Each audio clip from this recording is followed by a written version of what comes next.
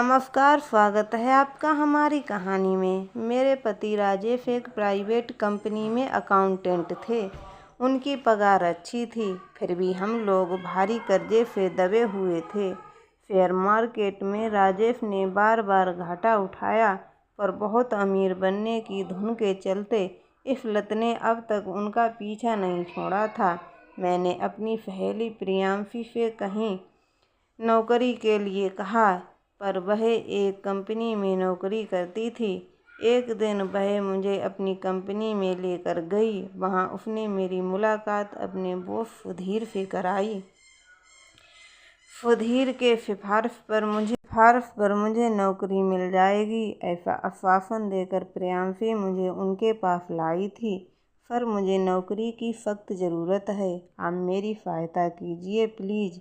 ये प्रार्थना करते हुए मेरी आंखों में एकाएक आंसू छलक आए। मेरी खूबसूरती से सुधीर बहुत प्रभावित हुआ। मैंने अब तक सुधीर के दिल में खास जगह बना ली थी। उन्होंने मुझे कहा कि मैं भविष्य में उनसे संपर्क बनाए रखूं। मैं पूरी कोशिश करूंगा कि आपका काम हो जाएगा। इस कागज़ पर आप ज़रूरी संपर्क लिख दें। उन्होंने पैड और पेन मुझे पकड़ा दिया। करीब 10 मिनट बाद मैं प्रियांशी के साथ आई, लेकिन इन कुछ मिनटों मैंने अपना दिल जीत लिया था। मुझको कलर की नौकरी दिलाना उनके लिए कठिन काम नहीं था। करीब एक हफ्ते बाद वह मेरी नियुक्ति की अच्छी खबर लेकर शाम को मेरे घर पहुँचे। वहाँ मैंने उनकी मुलाकात अपने पति संजीव साफ व 5 वर्षीय बेटे रमन से कराई। मेरी नियुक्ति की खबर सुनकर घर का माहौल खुशी से भर गया। मेरे घर की हर चीज़ एक बात की तरफ इशारा कर रही थी कि हम लोग आर्थिक रूप से संपन्न नहीं थे। मेरे पति बातनी किस्म के इंसान था। उनकी बातों से उन्हें भी मालूम हो गया कि उनकी स्टॉक मार्केट में बहुत दिलचस्पी थी। कुछ देर बाद राजेश मुँह मीठा कराने के लिए बाजार मिठाई लेने चला गया। सुधीर ने आग्रह करके मुझको अपने सामने बैठा लिया। सर, आपकी कृपा से मुझे नौकरी मिली है और मैं आपका ये एहसान कभी नहीं भूलूंगी। अब 2 वक्त की रोटी और रमन की पढ़ाई का खर्च मैं अपने बूते पर उठा सकूंगी। मेरी बड़ी बड़ी आंखों में सुधीर के लिए सम्मान के भाव उसे साफ नजर आए।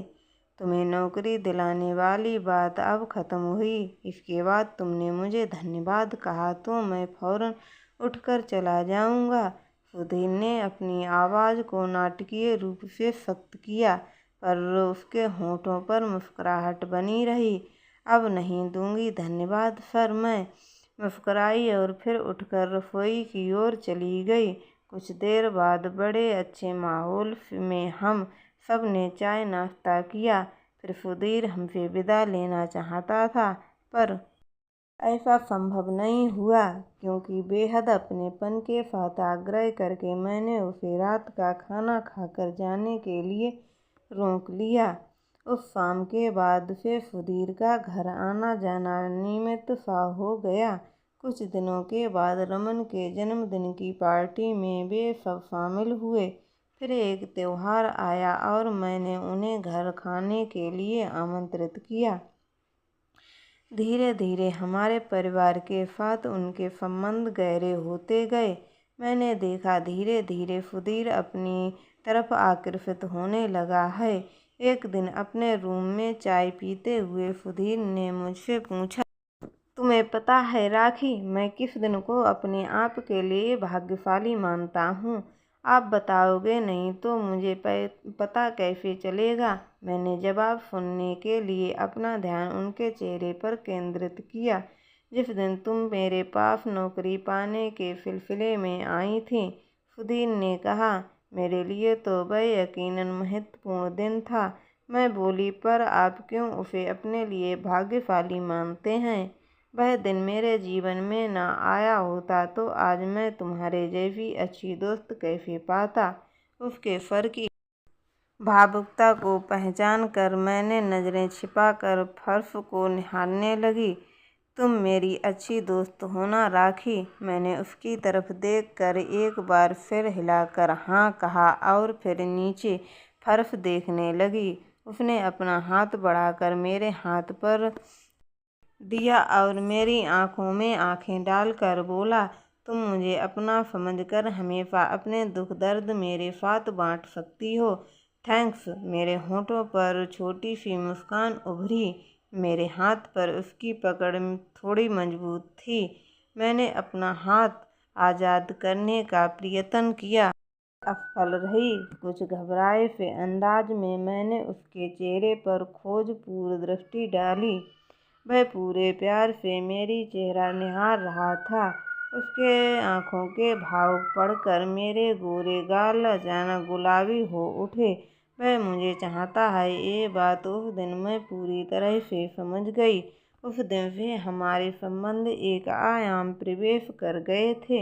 हमारे लिए दोस्ती की सीमा लांघना गलत होगा, पर राजेश को धोखा देकर मैं गहरे अपराध बोध का शिकार बन जाऊंगी। जब भी वह मुझसे प्रेम का इजहार करने का प्रयास करता, मेरा यही जवाब होता। मुझको उसके प्रस्ताव में बिल्कुल रुचि न होती। मैं तो आसानी से उससे कन्नी काट लेती। मैं अपने घर की परिस्थितियों से खुश नहीं थी।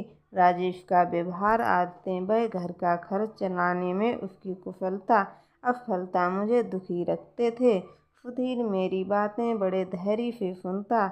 जब मेरा मन हल्का हो जाता तभी वह हंसी मजाक व छेड़छाड़ शुरू कर देता।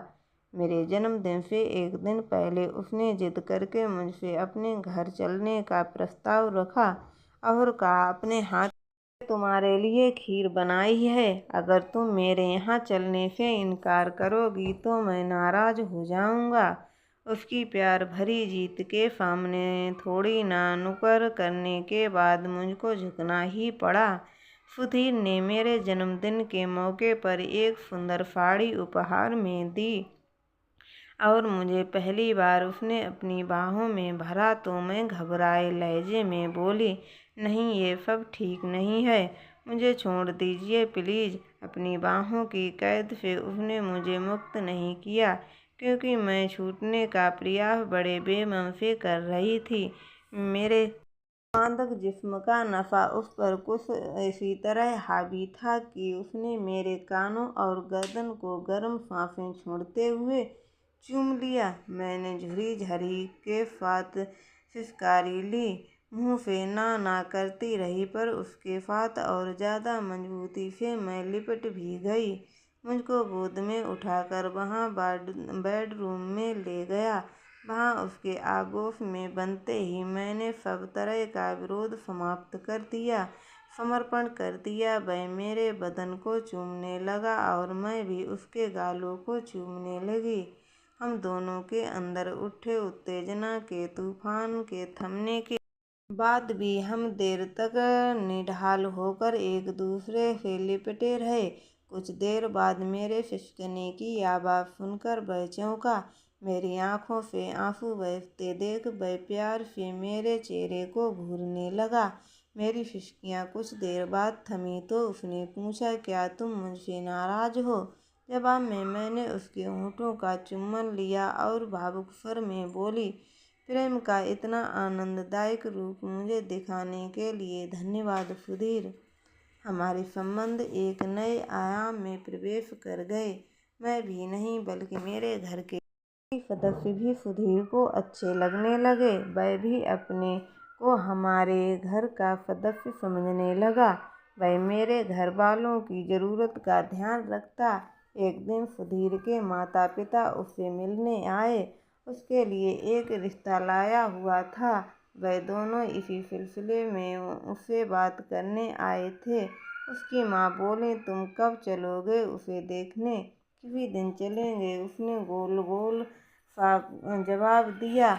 अगले रविवार को चलें, देखेंगे। उसने फिर टालने की कोशिश की। उसके पिता अचानक गुस्से में बोले, इससे तुम चलने को हाँ नहीं कहवा सकोगी, क्योंकि आजकल इसके सिर पर उस राखी का जुनून सवार है। प्लीज़ पापा, बेकार की बातें ना करें। राखी से मेरा कोई गलत रिश्ता नहीं है। नाराज हो उठा। उसके बाप से झूठ मत बोलो सुधीर, ये क्या चल रहा है? इसकी रिपोर्ट मुझ पर पहुंचती रहती है। लोगों की गलत व झूठी बातों पर आप लोगों को ध्यान नहीं देना चाहिए। उसकी माँ ने पिताजी को चुप कराकर उसे समझाया। सुधीर, सारी कॉलोनी राखी और तुम्हारे बारे में उल्टी सीधी बातें कर रही है। यहाँ आना जाना बंद करो बेटा, नहीं तो तुम्हारा कहीं रिश्ता होने में बड़ा झंझट होगा। माँ, किसी से मिलना जुलना गुनाह है क्या? मेरी जान पहचान और बोलचाल सिर्फ राखी से ही नहीं, उसके पति और उसकी सास से भी खूब हंसता बोलता हूँ। कुछ देर और समझाने के बाद माँ पिताजी को लेकर चली गईं। उनके जाने के बाद काफ़ी समय तक वह बेचैन बैठा रहा। फिर शाम को उसने मुझको फ़ोन पर सारी बातें की और उसका मूड कुछ हद तक सुधरा। एक दिन मुझको अपनी बाहों में भरकर सुधीर ने बोला, मेरा मन करता है कि तुम हमेशा मेरी बाहों में इसी तरह बनी रहो। अब तो अपने इस घर का अकेलापन मुझको काटने लगा है। उदास से लहजे में मैंने जवाब दिया, हम दोनों को सामाजिक कायदे कानून का ध्यान रखना होगा। अपने पति व सास को छोड़कर सदा के लिए आपके पास आ जाने की हिम्मत मुझ में नहीं है। फिर मेरा ऐसा कदम बेटे रमन के भविष्य के लिए ठीक नहीं होगा। उसके हित की फिक्र में मैं अपनी जान से ज़्यादा करती हूँ। जो बात दिमाग में बैठ जाए उसे भुलाना या निकाल कर फेंक देना बड़ा कठिन होता है। मैं सुधीर के बहुत करीब थी, फिर भी उसके अंदर का असंतोष और बेचैनी बढ़ती ही गई। एक बार बेटे के जन्मदिन के कुछ रोज पहले राजेश को स्टॉक मार्केट से अच्छा फायदा हुआ। तड़क भड़क से सीने के शौकीन राजेश ने फौरन रमन के जन्मदिन की पार्टी धूमधाम से मनाने का फैसला लिया। उस दिन घर के आगे टेंट लगा, हलवाई ने खाना तैयार किया। कम से कम 250 से 300 लोग वहाँ जरूर उपस्थित रहे होंगे। मैंने और राजेश ने इतनी अच्छी पार्टी देने के लिए खूब वाह लूटी। उस दिन सुधीर एक तरफ उपेक्षित सा बैठा रहा। मुझको फुर्सत नहीं मिली उसके बाद चंद मिनट भी गुजारने की, क्योंकि उसके साथ हंस बोल कर मैं अपने करीबी रिश्तेदारों को बात मनाने का मौका नहीं देना चाहती थी। वह जब इस तरह की कशमकश से तंग आ गया तो बिना किसी को बताए घर चला गया। उस रात उसे बिल्कुल नींद नहीं आई। उसकी सारी रात करवटें बदलते गुजरी, पर सुबह मन शांत था। पिछली परेशानी भरी रात के दौरान उसके अपनी जिंदगी से जुड़े कुछ महत्वपूर्ण निर्णय लिए थे। अगले दिन जब मैं उसके पास गई तो उसके गंभीर चेहरे को देखकर मैं चिंतित स्वर में बोली, क्या आपकी तबीयत ठीक नहीं है? मैं ठीक हूँ, उसने मुझे अपने सामने बैठने का इशारा किया। कल पार्टी में किसी ने कुछ गलत कहा, गलत व्यवहार किया, मैं परेशान हो गई थी। ऐसी बात कुछ नहीं हुई है, फिर इन हुई बुझे से क्यों लग रहे हो? रात को ठीक से सो नहीं पाया, किसी बात की परेशानी थी? हाँ, मैं तुम्हारा ही इंतज़ार कर रहा था राखी, कुछ ज़रूरी बातें करनी हैं तुमसे। कहो, मैंने बोला। उसने भावहीन स्वर में मुझे बताया, मैं आज लड़की को देखने जा रहा हूँ जिसका मेरे लिए रिश्ता आया है। मैं तो हमेशा आपको वहाँ जाने की सलाह देती रही हूँ राखी, मैं खुद नहीं जाता क्योंकि तुम्हारे अलावा किसी और स्त्री को अपनी ज़िंदगी में प्रवेश देना मुझे अनुचित लगता था। वैसा करना उस लड़की के साथ धोखा करना होता। क्या अब आपने मुझे अपने दिल से निकालने का फैसला कर लिया है? ये कहते कहते मेरी आंखों में आंसू छलक आए। राखी, तुम बिना आंसू बहाए मेरी बात को समझने की कोशिश करो प्लीज।